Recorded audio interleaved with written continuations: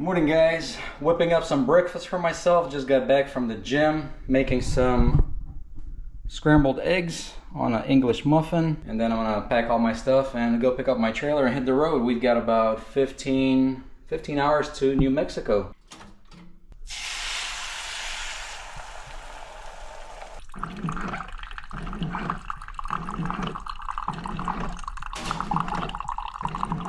Alright guys, here's what we got. We got 2 egg and English muffin sandwiches. Usually I would put cheese on it, but didn't feel like doing it today. And we got a little bit of scrambled eggs left over. Nice healthy breakfast after the gym. I don't know if you guys remember the rattling noise I was telling you about that my truck is making when I idle it at about 1200 RPM.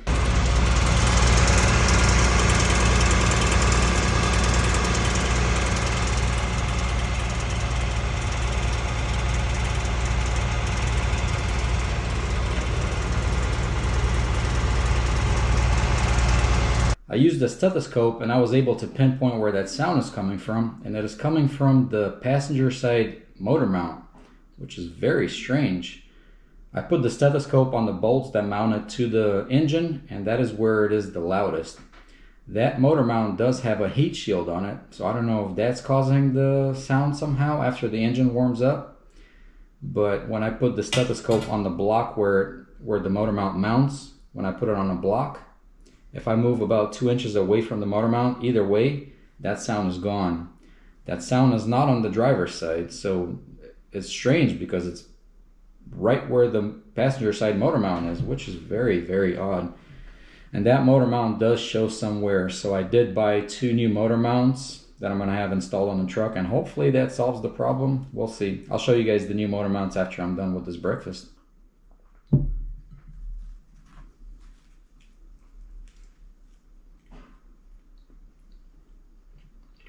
Here are my new motor mounts, guys. This is the one that's for the passenger side. See, it's got this heat shield on it.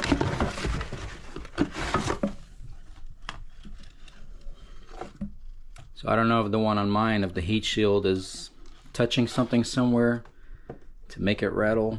Who knows? We'll see after replacing mine.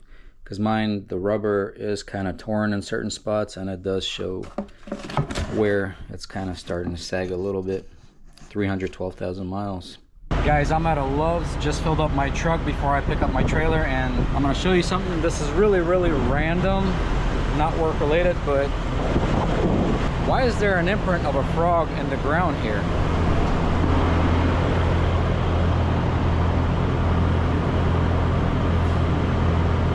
That is 100% shaped like a frog. I don't know if a frog got smushed, but I don't know how that could make such a big hole in the ground from that. It's weird.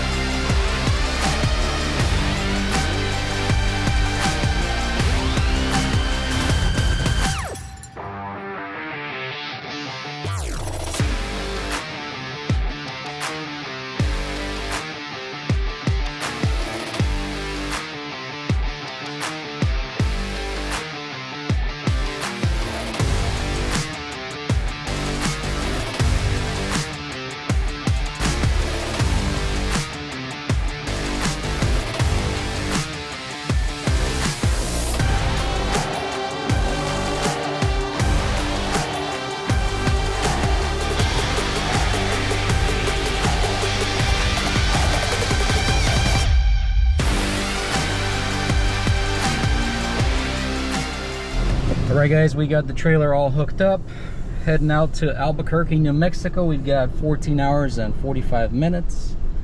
It's Sunday today. This doesn't get dropped till Tuesday, so I'll drive maybe halfway today, halfway tomorrow. Let's rock and roll, guys.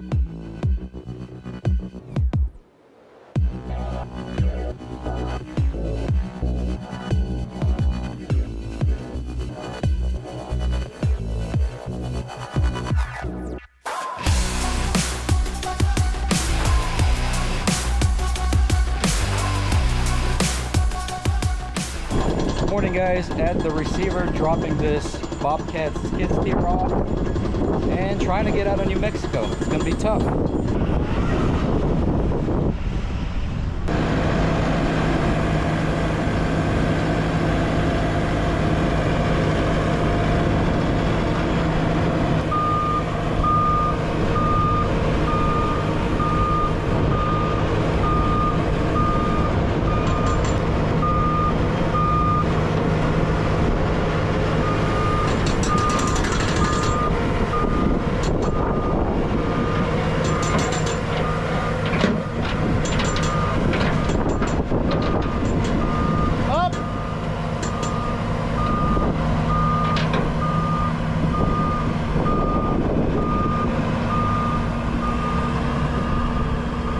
Alright guys, so dropped off that skid steer and I just arrived at the Flying J truck stop, which was the nearest one to where I was. Hoping to find a load out of here, but being in Albuquerque, New Mexico, not the best area. The load that I dropped off paid $3,550. Guys, I don't remember the exact mileage, but that was right at $2 per mile, unfortunately. Originally, they had it posted for $4,000, and we called, tried to book it for that price, but they told us that it's a JB Hunt load. They said that my company is in I don't know if it's considered a blacklist, but they couldn't give me the load. They said I need to call their department that fixes the issues of why I'm not able to book the load, but they didn't know the exact reason. So we called the department that fixes all of that. They pulled up my company information. She couldn't see any reason why we were blacklisted for not being able to get loads. She fixed it because I've been on that list for about a year, over a year, because we tried to book a load with JB Hunt about a year ago. Same thing happened, and we couldn't get it resolved for some reason. But she said there is absolutely nothing in her system that shows the reason why we're in that list. So she fixed everything. By the time all of that was done, that actually took a couple of hours, and they dropped the price on that load. They actually dropped it down to $3,100 something. And then my dispatcher tried calling. She tried to get it for $4,000 that it was originally listed for. And the broker, you know how brokers are. They want to pocket all the money to themselves. He said his partner posted the load with the incorrect price because originally it was a semi-truck load when the original load posting showed Hotshot. I even have a screenshot of it. But he raised it to $3,550. That's the highest that he would do. I didn't want to get stuck in Virginia, so I ended up taking it, especially with having issues with my truck. I was down for almost a week, so I needed to make money. I didn't really care exactly where I was going. I didn't want to be super picky, so I took this load because I didn't want to sit around Virginia and hoping something better comes out. So it is what it is. Now I'm in New Mexico, Albuquerque. Absolutely nothing on the board. I mean, there are loads, but they're cheap loads. There's a semi-decent load, 1,000 pounds, going to San Francisco, which is not a really good area to go to, but it is like $1.80 per mile, which is way too low. So going to sit around for a while, hope to find a load, and hopefully we can get out of here today. If not, I might be looking into deadheading somewhere, so we'll see. We'll see, guys. Hey guys, so didn't succeed in getting out of Albuquerque, New Mexico today, but we did book a load for tomorrow morning out of Cannon Air Force Base. Forgot what I think it's Clovis, New Mexico. About 3.5 hours away from where I am. But in the meanwhile, I went to the gym, had a workout while I had time, and now I just hooked up my trailer and I'll be heading down towards Cannon Air Force Base. But I'm making myself a protein shake since I just went to the gym.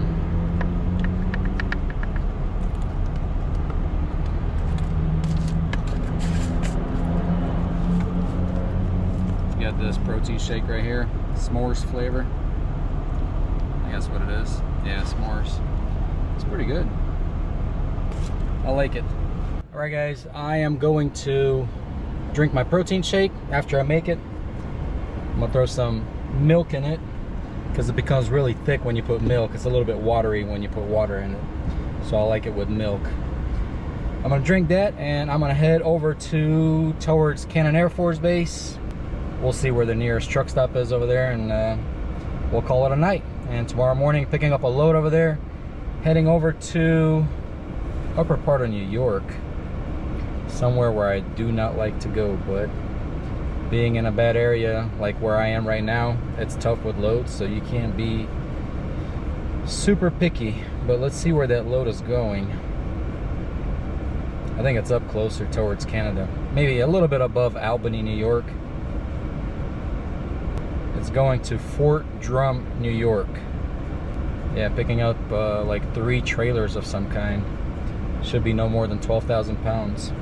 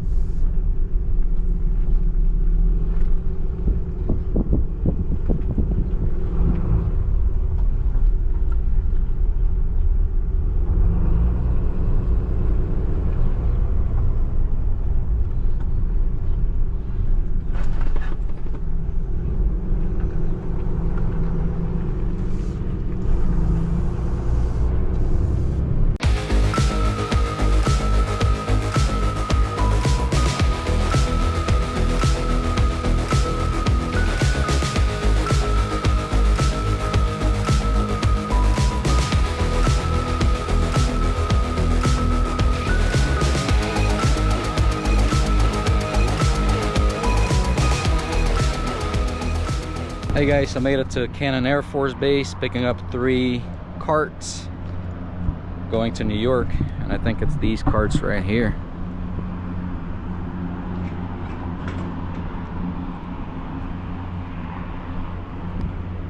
These 3 little carts. I thought they were going to be a lot taller, but they're not too bad. Shouldn't be too bad on fuel mileage. We got the first one on a trailer. These are actually going to be a little bit lighter than they said. They said it was going to be 4,000 pounds each. I think these are slightly over 2,000 pounds.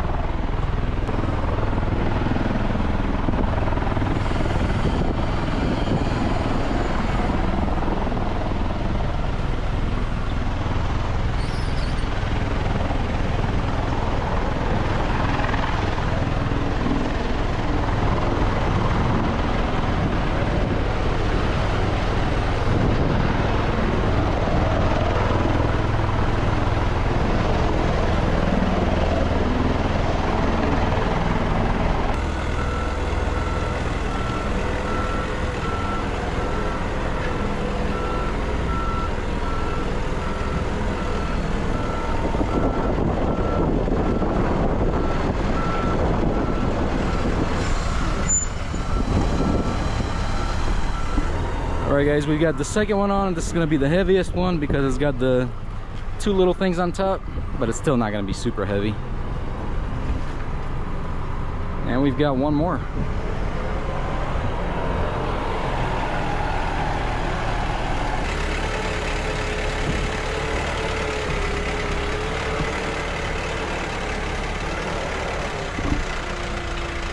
Alright, we got the last one on, and it's a perfect fitment because we did not have to use the ramps part of the trailer. It all stayed on the deck. And it's got plenty of D-rings for chain down, which is perfect. You got a lot of choices here.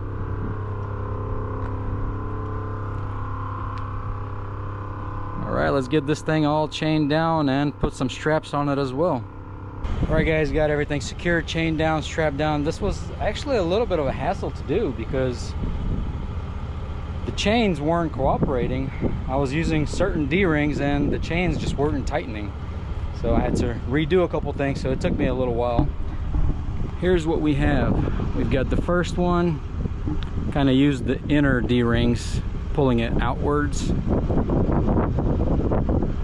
then I've got one strap on the boom just to kind of keep it from flapping back and forth. We've got another chain on the next one. I used the D-rings in the front, pulling it inwards, and I used the D-rings on the back, also pulling it inwards. Got one strap on the boom, got one strap over the little crate that's on top, which is empty. They've got them secured to the trailer, but I still put another strap on top of each one of these just for the peace of mind. And kind of similar thing on the one on the back. I put a strap over the top of the little whatever that is on top, and I used the inner D-rings to secure the machine or the trailer, pulling it outwards. And we've got one strap on the boom, keeping it from playing around.